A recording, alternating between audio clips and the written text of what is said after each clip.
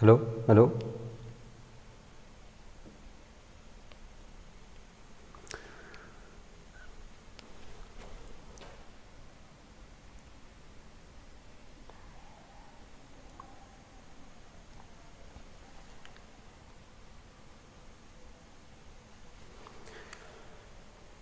Okay, hello students, Manjunath here. In this particular video, we are going to start with a new chapter, that is molecular basis of inheritance. So, in this particular chapter, we are going to study what exactly is responsible for inheritance of a character. Okay. So, particularly in the first part, I will deal with what exactly is meant by inheritance. Inheritance is nothing but the process of transfer of characters. Okay, it is the process of transfer of characters from what? The parental generation. Okay, parental generation to the offsprings. Okay, inheritance is nothing but what? The transfer of characters from parents to the offsprings, or else the transfer of characters from parental generation to the offspring generation. That is called as what? Inheritance. And in this particular chapter, we are going to deal with which particular molecule is responsible for inheritance. Okay, the inheritance of any character will be taking place with the help of which molecule. Okay, about that we are going to study. Is that clear? Okay, molecular basis of inheritance is nothing but the name of the chapter, which exactly includes what? About the molecule, the study about the molecule which is responsible for what? Inheritance of characters, which is responsible for inheritance of characters. About that we will discuss in this particular chapter, right? So, coming to the first one, that is the DNA. As you all know, the genetic material of all living organisms at present, most of the living organisms, genetic material of most of the living organisms at present is nothing but what? DNA. And what exactly DNA? The DNA chemically is what? A long polymer of deoxyribonucleotides. It is a long polymer of what? Deoxyribonucleotides. So, before going to this one, I will just give you the full form of the DNA. DNA is nothing but deoxyribose nucleic acid. Okay, DNA, the long form is, or the full form is what? Deoxyribose nucleic acid. This deoxyribose nucleic acid or DNA is a long polymer of what? The deoxyribonucleotides. Okay, and it is made up of, that means the DNA is made up of 2 polynucleotide chains. Do remember, the DNA is made up of what? 2 polynucleotide chains. Now the question arises, what exactly is meant by polynucleotide chain? Hope in the previous classes you have drawn the structure of DNA as such. Here in the diagram I am showing it. The diagram of DNA you might have drawn like this. And each of the line represents what? One polynucleotide chain. Polynucleotide chain is nothing but what? The strands of the DNA. Is that clear? Which is called as backbone. These strands of the DNA, the polynucleotide strands, are called as what? The backbone. They are called as what? Backbone. Here I have referred it as backbone. The backbone of DNA. Clear? Next, where it constitutes the backbone, that is constituted by sugar and phosphate. That means these polynucleotide chains are made up of what? Sugar and phosphate, and in between 2 polynucleotide chains you can find what? the paired nitrogenous bases. Okay, the paired nitrogenous bases will be present like this. Okay, these are the paired what? Nitrogenous bases. Okay, paired nitrogenous bases. Okay, like this the DNA structure will be. And coming to the next one, that is structure of, okay, it is structure of polynucleotide chain. Okay, structure of what? Polynucleotide chain. So what exactly is meant by a polynucleotide? Okay, what is meant by a polynucleotide? By the name itself you can understand poly, okay, means many. Okay, poly means many. Nucleotide, okay, many nucleotides, if they are joined end to end like this, then it will form what? Many nucleotides, okay, or polynucleotide chain. Okay, this is one nucleotide, this is second nucleotide, this is third, fourth, fifth and sixth, like this many nucleotides, if they are joined end to end, it will form a chain of many nucleotides, which is called as polynucleotide chain. Right. Now the question arises in your mind, if it is the chain of polynucleotide, then what is a nucleotide first? Okay, what is a nucleotide? Do remember, nucleotide is a particular group or it is a molecule made up of 3 units. Okay, nucleotide is made up of what? 3 components or 3 units. Okay, what exactly it will be having? A nucleotide will have one nitrogenous base, okay, and pentose sugar as well as phosphate group. See, if you consider this as the pentose sugar to this, okay, one side phosphate group will be attached and another side what will be there? The nitrogenous base will be there. Okay, the pentose sugar, then phosphate group, then nitrogenous base. If all these 3 are present, it will form what? A particular nucleotide. And if the phosphate group is absent, then it will form nucleoside. Okay, we shall discuss about that in the further part. Okay, now just remember, nucleotide has got 3 components. The first one is the pentose sugar, second one phosphate group and third one nitrogenous base. Okay, if all the 3 are present, then it will be called as what? Nucleotide. And many nucleotides will be joined end to end to form what? A polynucleotide chain. Right. So next one, there are 2 types of nitrogenous bases present. Okay, coming to the nitrogenous bases of the nucleotide, okay, there are 2 types. Right. The first one is purine and second one is pyrimidine. Okay, the first one is purine and second one is pyrimidine. So what is the difference between purines and pyrimidines? Okay, the ringed structure. Okay, purines and pyrimidines will have, okay, the difference in their number of rings. Is that clear? Difference in their number of rings. Okay, then the nitrogenous bases, which are basically categorized into what? The 4 groups or the 2 groups, sorry, that is purines and pyrimidines.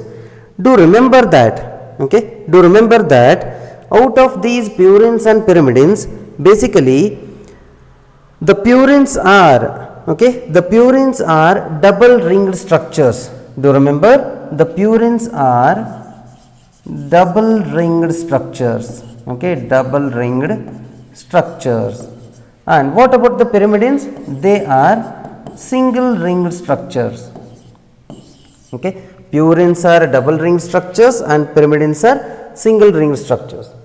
So coming to the next one, there are 2 types in the purines called as adenine and guanine. Okay, the purines are of 2 types, namely adenine and guanine, and in case of pyrimidines there are 3 types, that is cytosine, thymine and uracil. Okay, In case of pyrimidines, there are 3 types, particularly cytosine, thymine and uracil. The point to be noted here is, in case of DNA, I will write it here at the side. Okay. In case of DNA, purines will be what? Adenine and guanine, no doubt. Okay. Both the purines will be there, but the pyrimidines in case of DNA will be what? The cytosine and thymine. Okay. Cytosine and thymine will be there. Then what about the uracil? In case of DNA, the uracil will not be present. Instead of uracil, thymine will be present. The same in case of RNA. If you take the example, what will be there? In the position of purines, again adenine and guanine will be there as it is. Okay, adenine and guanine will be there as it is. But in place of pyrimidines, the RNA will have cytosine and uracil. Okay, cytosine and uracil. Thymine will not be present. Okay, and for your kind information, do remember students, very important point, the thymine is modified part of what? The uracil. Okay, uracil will be modified and it will be made more stable. Okay, the more stable form of uracil, okay, the modified form which is more stable form of the uracil will be called as what? The thymine, right. So, next one, let us go further. A nitrogenous base is linked to the OH group of first carbon of pentose sugar through N-glycosidic linkage. See here, I have given you different structures of all the the structures of all the nucleotides. Okay, all the nucleotide structure I have given here.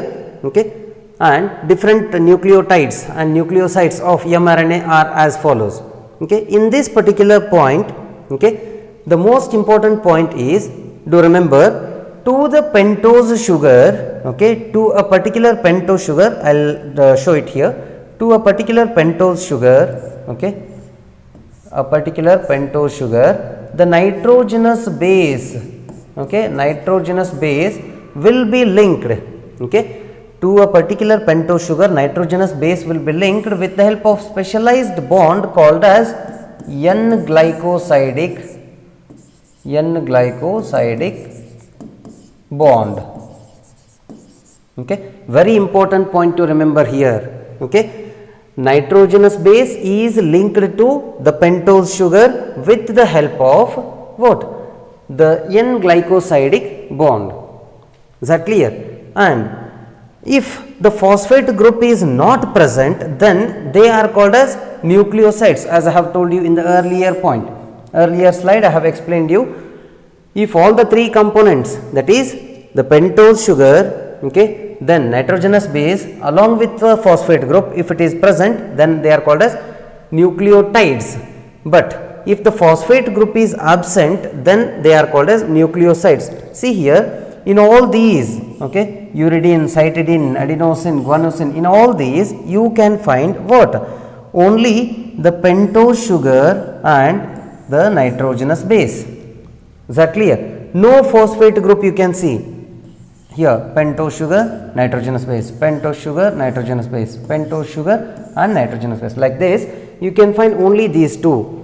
If only pentose sugar and nitrogenous base are there, then they are called as what? Nucleosides. They are called as nucleosides. And if only along with these 2 phosphate group is also present, then it is called nucleotide. Is that clear? And here I have mentioned the different nucleosides of DNA as well as RNA. Okay, the DNA will have nucleosides such as deoxyadenosine, deoxyguanosine, deoxycytidine and deoxythymidine.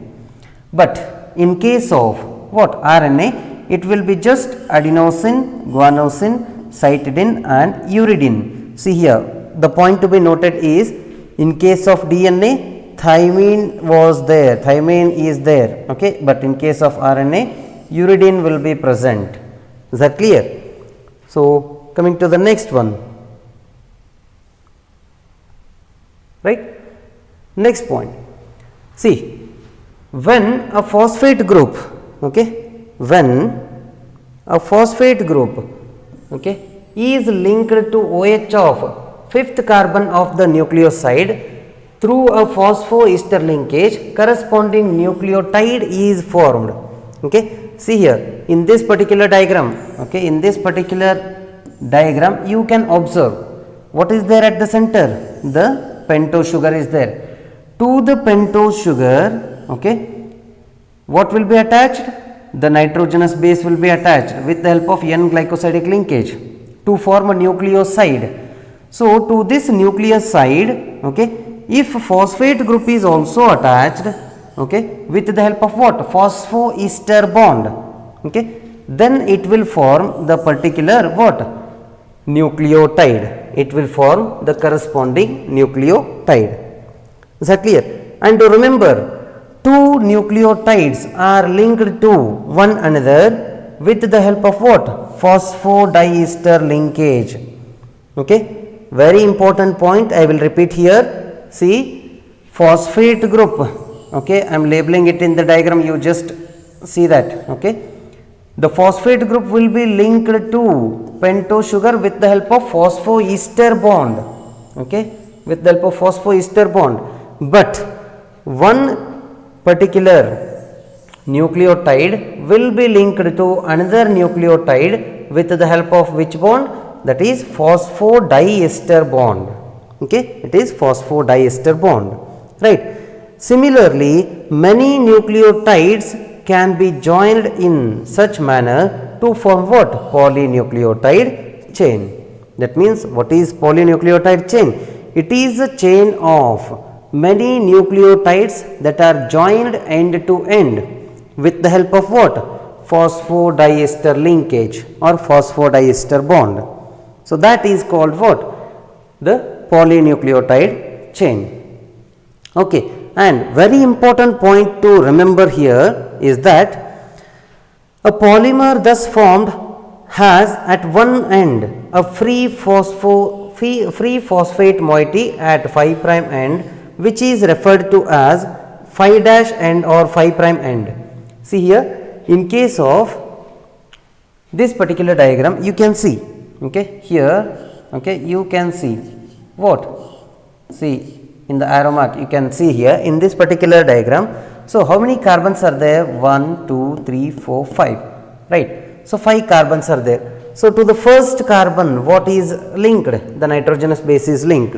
Okay. Phosphate group is present at what? The fifth carbon, which will be referred to as 5' end, okay, which will be referred to as 5' end. And here to the 3' end, okay. See, similarly at the other end of polymer, the sugar has free OH group, okay, the sugar will have free OH group, which is called as 3' end, okay, where the free OH group is there it can be referred to as 3' end, right. So, coming to the next point, okay, very important part of the chapter, that is, okay, structure of DNA, okay, which is called as structure of DNA. So, DNA is an acidic substance present in the nucleus, which was first identified by what? The scientist called Friedrich Mischer in the year 1869. Okay. DNA was an acidic molecule which was identified for the first time by the scientist called Friedrich Mischer in the year 1869. Okay. He named that particular molecule as nuclein, okay, because he was unaware that this particular molecule is called as DNA. At that time DNA name was not given to this molecule. Okay. When he identified the molecule for the first time, okay, he given the name that is nuclein. Why? Because it was found inside the nucleus. That is why he had given the name nuclein, right. later on what has happened in the year 1953, later on in the year 1953, okay, the scientists called James Watson and Francis Crick, okay, in the year 1953, okay, the scientists called as James Watson and Francis Crick, okay, have given the double helical model of DNA, okay, they have proposed what? Double helical model. That means this particular model what you can see here in this the diagram, okay. This particular double helical model of DNA was given by whom? The scientists called James Watson and Francis Crick, okay, Francis Crick.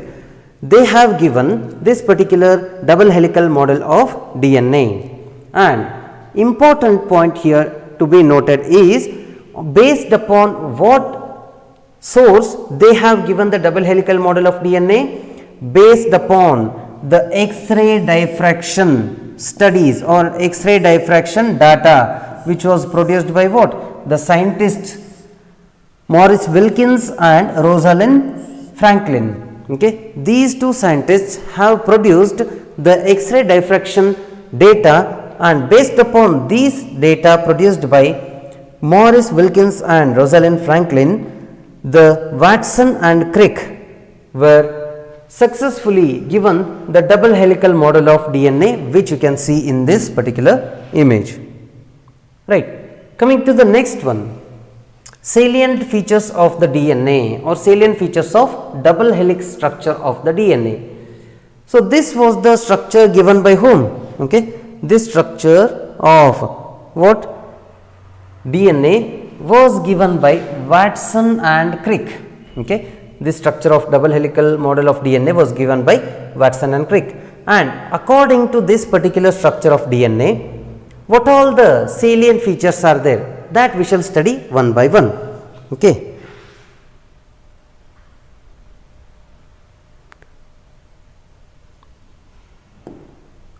Do remember, according to this model, okay, the DNA is first of all, okay, the DNA is double stranded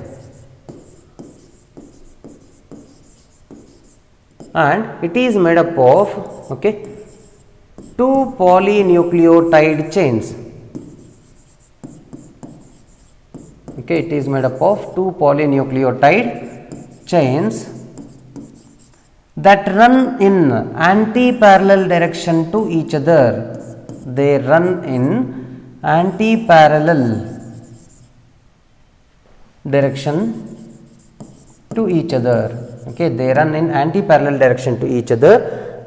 That means if one strand runs in the direction of 5 dash to 3 dash, okay, the other will be running in the direction of 3 dash to 5 dash, right.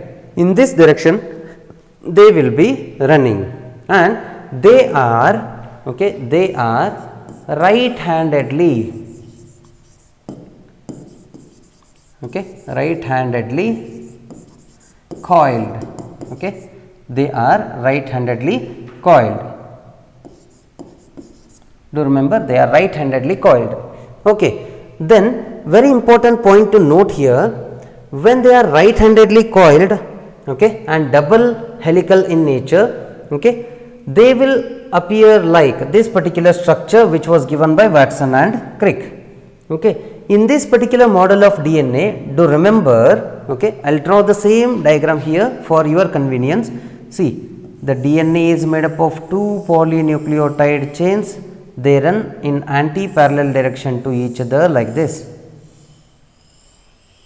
right, whereas one particular strand will be running from 3 dash, okay, and it will have at the other end 5 dash, and the other one will be having 3 dash, and here it is 5 dash, and these two chains are nothing but what? Polynucleotide chains.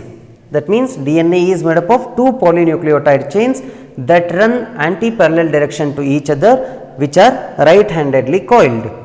And remember, they are held together with one another. They are held together with one another with the help of the hydrogen bonds. Okay, with the help of hydrogen bonds present between what? The nitrogenous bases. Okay, the hydrogen bonds present between nitrogenous bases.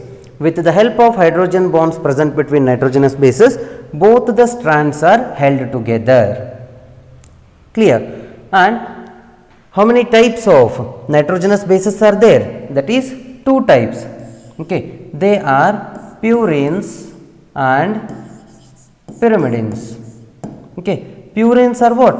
Adenosine and guanosine. Pyrimidines are the cytosine and thymine. And to remember, in case of this DNA, always a purine will bind with pyrimidine and pyrimidine will bind with purine. Okay, and next point is, always adenosine can bind with thymine with the help of 2 hydrogen bonds. At the same time, guanosine will bind to the cytosine with the help of 3 hydrogen bonds and vice versa. Okay. So, coming to the next point here, if you observe the structure of the DNA properly, if you observe the structure of this DNA properly given by Watson and Crick, it will be coiled in nature. Okay, it will be coiled in nature, that is first point. And to make one complete turn, it will take, see here, to make one complete turn, it will take the length of 3.4 nanometer. Okay, to make one complete turn, that is to make one complete turn of 360 degree, it will take 3.4 nanometer of length. Okay, or it is also can be written as 34 angstrom.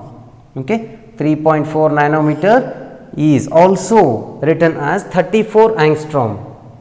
And to remember, in one complete turn of the DNA, in one complete turn of the DNA, there are 10 base pairs present. Okay, in one complete turn of the DNA, you can observe 10 base pairs. Okay, you can observe what? The 10 base pairs. So, I will show it here.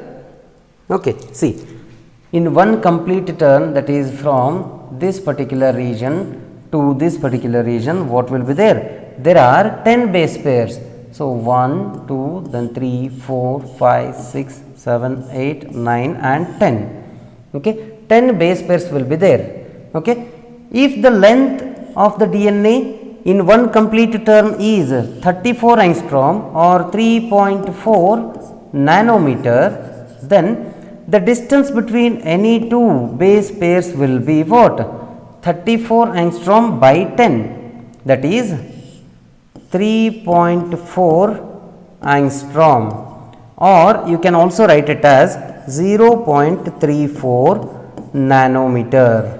Okay, 3.4 angstrom or else 0.34 nanometer. Is that clear? And to remember, this is the length of the DNA in one turn.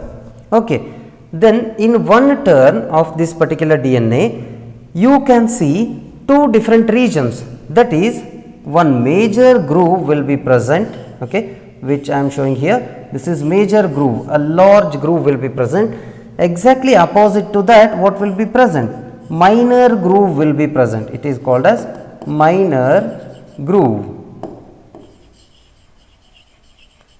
Okay, major groove and minor groove.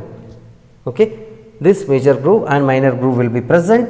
And what is the width of the DNA? Okay, if you want to know the width of the DNA, do remember the width of the DNA is 2 nanometer or else 20 angstrom.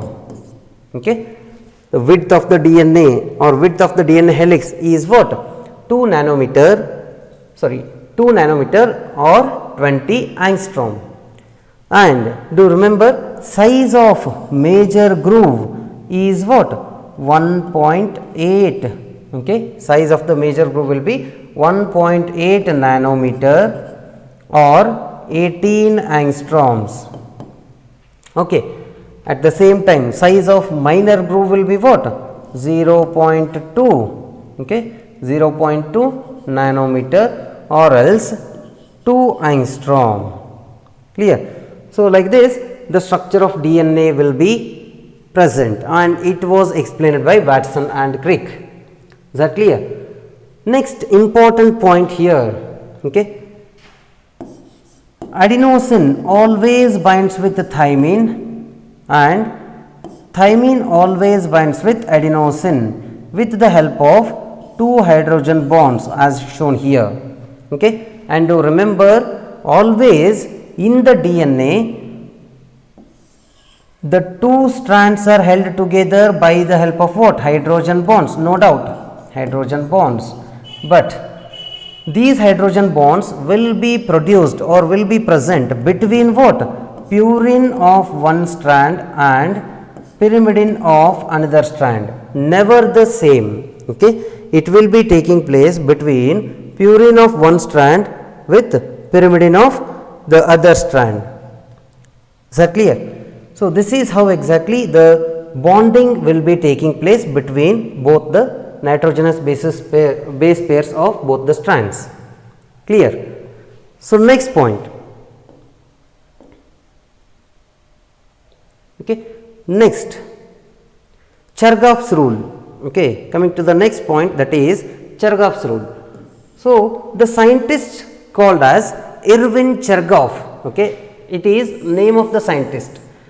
He said that, or he has given one particular statement, that is, in a double helical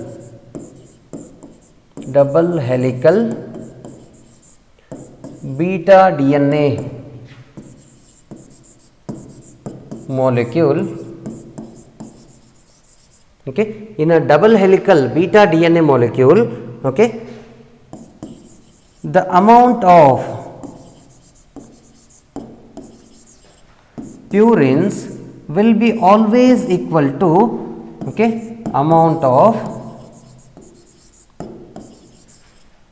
pyrimidines, okay, amount of purines will be always equal to amount of pyrimidines, or the ratio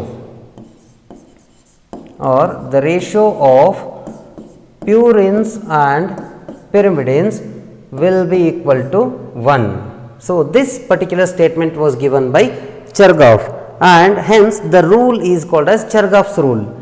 So, according to his statement, if you want to write the equation, it will be as A plus, okay, A plus G, that is purines, will be equal to pyrimidines, that is C plus T. Okay, A plus G will be equal to C plus T. That means the sum total of purines, okay, the sum total of purines, that is A plus G, will be equal to sum total of pyrimidines. Okay, then this can also be written as, okay, the ratio of purines and pyrimidines is equal to 1. So, here this particular statement can be written as what? A plus G by C plus T, or else you can write it as T plus C, that will be equal to 1. So, this statement was given by Erwin Chargaff, which is called as what? Chargaff's rule. And to remember students, on this Chargaff's rule you can get minimum of one question very importantly in your NEET examination or even in the CET examination or most of the competitive examinations. In case of competitive examinations, particularly if they concentrate upon the genetics part or the structure of the DNA, they will be asking one question in particular about Chargaff's rule. Okay? And the questions will be like this. In a DNA molecule, there are around 50 adenosine molecules. Okay? In a DNA, there are around 50 adenosine molecules. What will be the number of, okay, the cytosine molecules? What will be the number of cytosine molecules? Like this, they can ask you the question.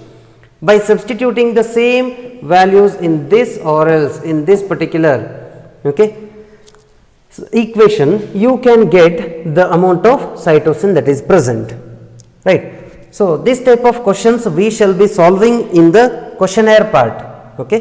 But do remember, the questions may be asked on this particular topic like this, right. So, coming to the next part of the chapter, very important part of the chapter, that is, okay, next and most important part of the chapter, that is the packaging of DNA, okay. It is packaging of DNA. You already know that the distance between, very importantly, okay, just remember this particular point, okay, distance between, okay, the distance between any two nitrogenous, okay, distance between any two nitrogenous base pairs is what? The distance between any two nitrogenous base pairs is equal to what? 0.34 nanometer or 3.4 angstrom, that you already know, okay. Distance between any two nitrogenous base pairs is 0.34 nanometers or else 3.4 angstrom, and if the distance between any two nitrogenous base pairs is this, the length of the DNA can be easily calculated, yes or no? Because if you know length of the, if you know number of base pairs in the DNA, if number of base pairs in a DNA is 10, then just the length of the DNA can be calculated by multiplying the distance between any two nitrogenous base pairs with the number of base pairs. Yes, that will give you the length of the DNA. It will be equal to what? 10 into 0.34 nanometer. Nanometer means, okay, nanometer, let it be, okay. So, this will be equal to what? 3.4 nanometer, okay. It will be equal to 3.4 nanometer, that will be the length of the DNA.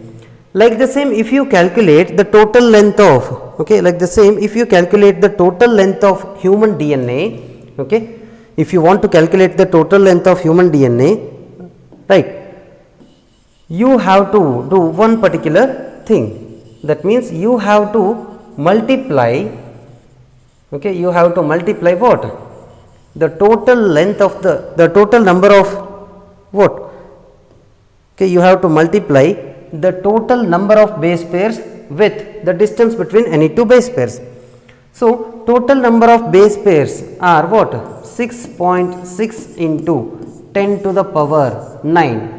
This is total number of base pairs present in the human DNA.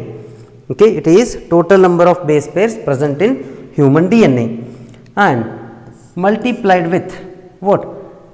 The distance between any two nitrogenous base pairs, that will be equal to 0.34 into 10 to the power minus 9. Here I am writing what?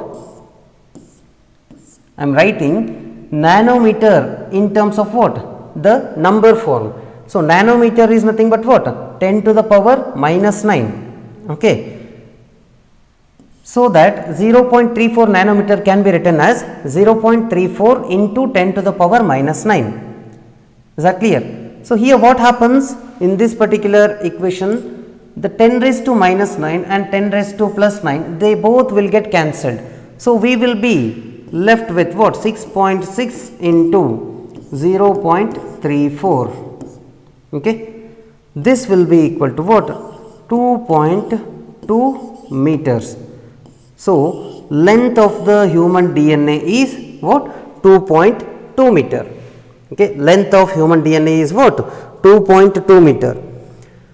So, 2.2 meter if you observe, okay, it will be a very huge length. Say for example, if you consider this as the human DNA which is varying about or which is measuring about 2.2 meter, okay, how can this 2.2 meter long DNA is kept inside the nucleus of a cell? Okay, the DNA is present in the nucleus of a cell, that you know. Okay, and what is the length of that DNA? 2.2 meter. Can you imagine in the invisible cell's nucleus, okay, can you imagine that in the invisible cell's nucleus 2.2 meters of DNA is present. If the 2.2 meter DNA is present inside the nucleus of each and every cell of your body, then how it is fixed or how it is settled inside this very small area? That will be the question. Okay. So, the answer for this is what? Packaging of DNA. Okay. The answer for this question is nothing but what? Packaging of DNA. Is that clear? And this packaging of DNA we shall start now.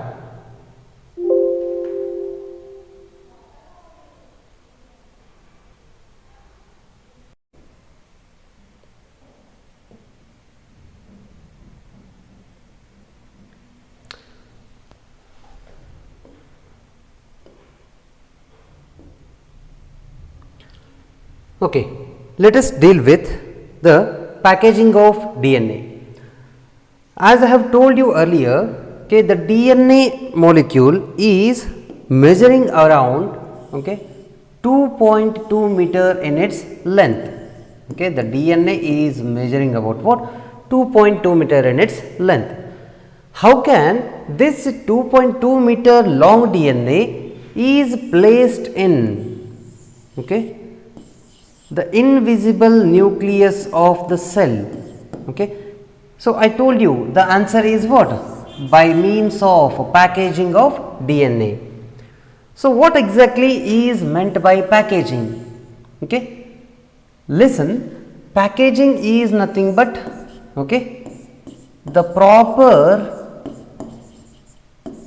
folding, okay, or proper coiling, you can say. Okay, packaging of DNA here refers to what? Proper folding of the DNA or else proper packaging or proper coiling of the DNA. Okay. So, how exactly it will be taking place? Okay, about that we shall discuss now, right. So, let us start with the packaging of DNA, right. So, here the packaging of DNA, okay, here the packaging of DNA will be taking place with the help of what? Some of the specialized proteins present inside what? The cell. Do remember that, okay, the DNA is negatively charged molecule. Okay, DNA is negatively charged in nature. Okay, and in the nucleus of a cell, there are some positively charged proteins. Okay, remember that DNA is negatively charged, and in the nucleus of a cell, there are some positively charged proteins present, which are called as histone proteins. Okay, they are called as what? Histone proteins.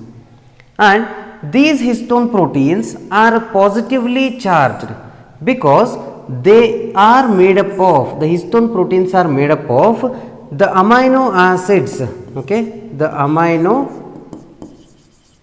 acids, namely, okay, the lysine and arginine. Do remember, histone proteins are some specialized proteins that are present in the nucleus of a cell, okay, or that are present inside the cell. The histone proteins are what? Positively charged in its nature. Okay, histone proteins are positively charged. Why the histone proteins are positively charged? Because the histone proteins are made up of the amino acids called as lysine and arginine. Okay, and remember that the lysine and arginine are the amino acids which do have positive charge. Okay, the amino acids, that is lysine and arginine, they do have positive charge. Since these histone proteins are made up of positively charged amino acids, that is lysine and arginine, the histone proteins are also have what? Positive charge. Is that clear? Next point here is, There are 4 important type of what histone proteins are present. There are 4 important types of histone proteins present. They are H2A, H2B, H3 and H4. So, these are the 4 important histone proteins. Okay? These are the 4 important types of histone proteins. And what happens? These 4 important histone proteins, they occur together in pair. Okay? Say if this is H2A and H2B, H3 and H4.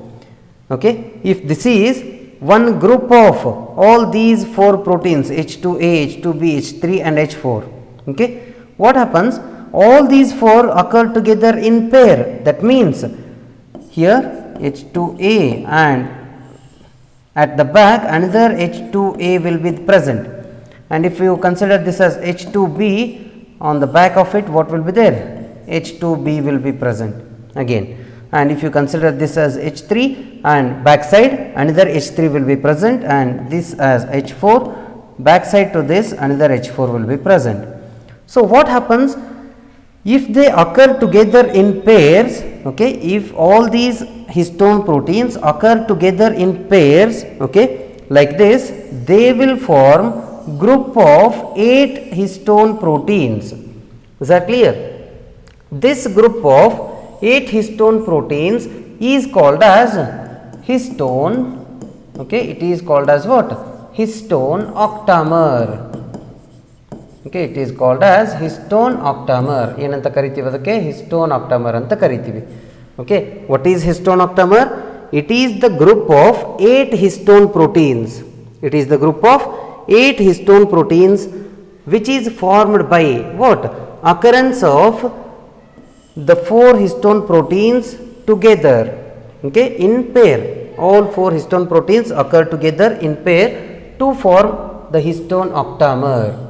And as you know that histone proteins are positively charged, the histone octamer core which is formed, okay, by means of 8 histone proteins, it will be highly positive in its charge. Okay, as a common sense we can understand this one.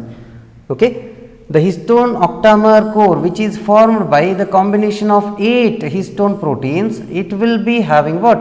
Highly positive in its charge, right?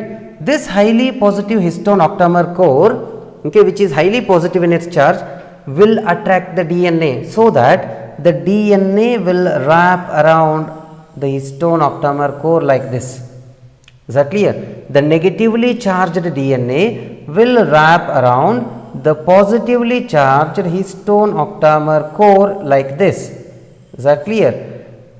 And it makes 2 complete turn on the histone octamer core.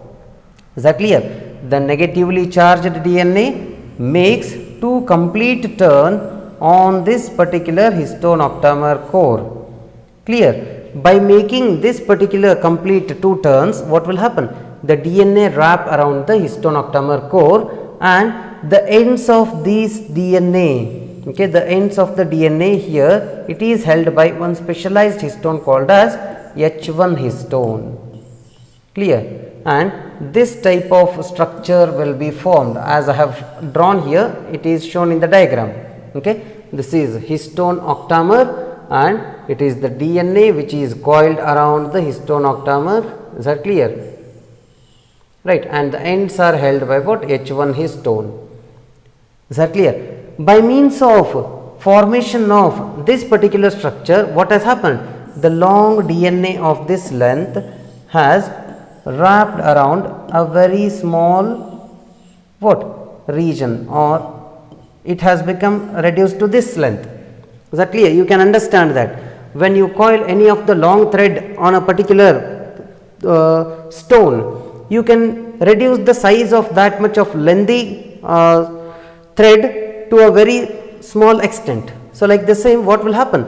The long molecule of DNA, by making, okay, the turns around histone octamer core, will reduce in its length or will be packed very properly, and this structure formed by means of what? One histone octamer core, okay, histone octamer core and the DNA wrapped around as well as H1 histone. This is called as nucleosome. ಇದಕ್ಕೆ ಏನಂತ ಕರಿತೀವಿ? Nucleosome ಅಂತ ಕರಿತೀವಿ. Okay, do remember, very important point it is. The structure formed by means of what? The structure formed by means of wrapping of the DNA around the histone octamer core and the ends of the DNA held by H1 histone. It is called as what? Nucleosome. Is that clear? It is called as nucleosome. Right. Next important point here is, okay, in the nucleosome, okay, in the nucleosome, whichever it is formed here, okay, I am drawing the same structure again. This is, consider this as the nucleosome where the DNA have made two rounds around the histone octamer core and the ends are held by what? The H1 histone. I will label it H1 histone and histone octamer, okay, histone octamer it is. Then this is DNA. So, this particular structure, what we can call it as? It can be called as what? Nucleosome. This nucleosome will be containing the DNA, and to remember that every nucleosome, okay, every nucleosome will be containing the DNA of length 200 base pairs. Very important point to remember. Okay, very important point to remember here. See, each and every nucleosome will be containing the DNA of length 200 base pairs, and to remember, many nucleosomes are connected end to end. Okay, many nucleosomes will be connected end to end like this to form beads on a string appearance. Okay, they will be giving rise to what? A particular unique appearance called as beads on a string. Okay, beads on a string. That means ಮುತ್ತಿನ ಸರ ಕಂಡಂಗೆ ಕಾಣುತ್ತೆ. Okay, ಮುತ್ತಿನ ಹಾರ ಕಂಡಂಗೆ ಕಾಣುತ್ತೆ. When you can see it as beads on a string, if you observe this particular nucleosome under electron microscope, and the diagram is shown here. In the second one, you can easily see that beaded structure on the string. Is that clear? This is nothing but what? The chain of nucleosomes.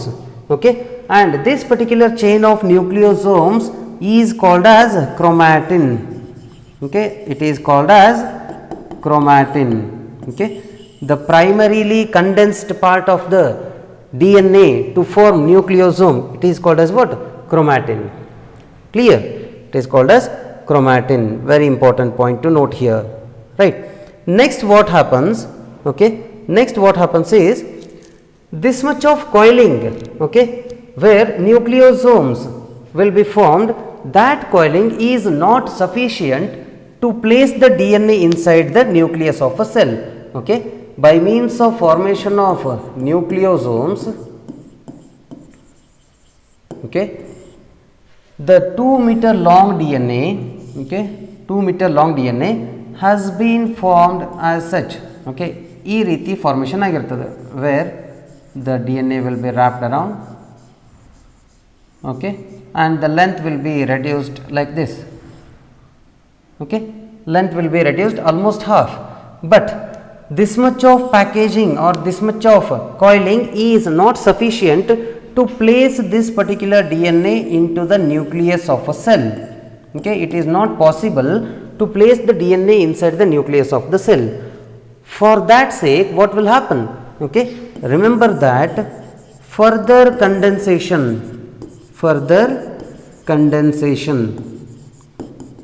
will take place. Okay, further condensation will take place with the help of some important proteins called as non-histone, okay, non-histone chromosomal proteins.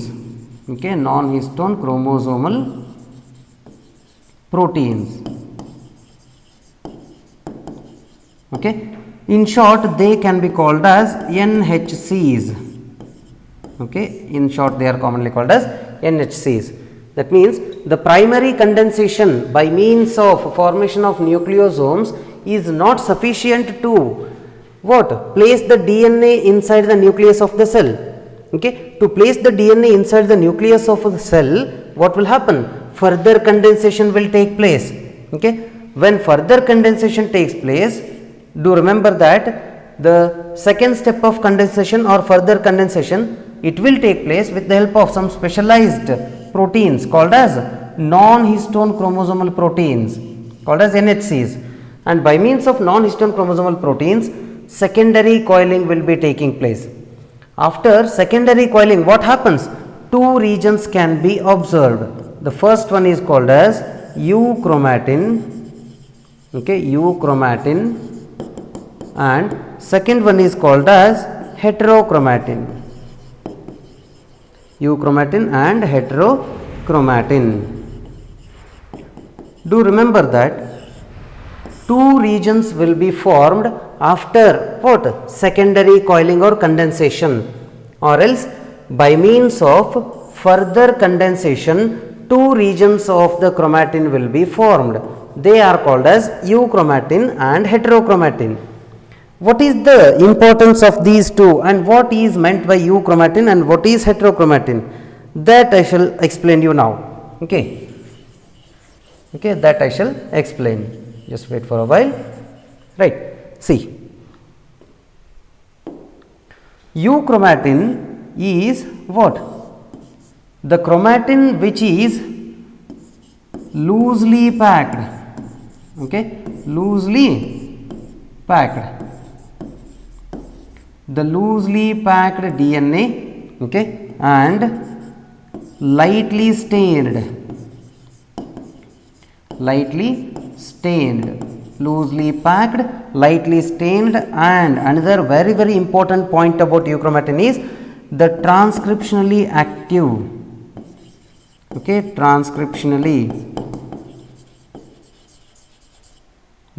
active nature. Is that clear? What is euchromatin? Okay. It is the region formed by means of further condensation with the help of non-histone chromosomal proteins, no doubt. But the euchromatin is what? Exactly. It is loosely packed, lightly stained and transcriptionally active part of the chromatin. Is that clear? Loosely packed, lightly stained and transcriptionally active part of the chromatin is called as euchromatin. And what about the next one? That is heterochromatin. Heterochromatin is tightly packed. Do remember? Tightly packed, then darkly stained. Okay, tightly packed, darkly stained, and what? The most important point is transcriptionally, okay, transcriptionally inactive, tightly packed, darkly stained and transcriptionally inactive part of the chromatin is called as heterochromatin. Is that clear?